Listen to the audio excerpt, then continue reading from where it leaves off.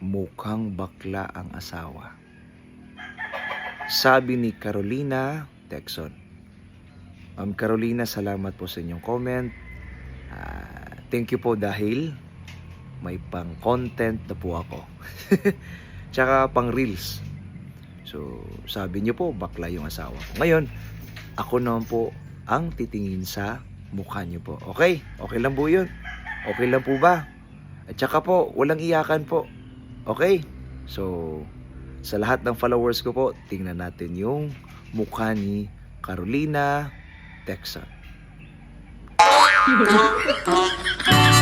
Hala, unsang klasiyang inkanto ni. Naungrat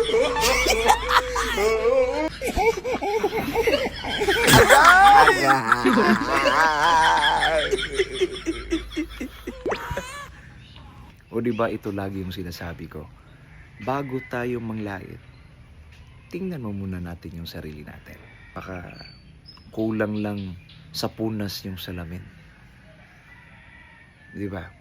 Yun lang po. At least maganda yung kilay nyo. Parang logo ng McDonald's. McDonald's, bida ang kilay.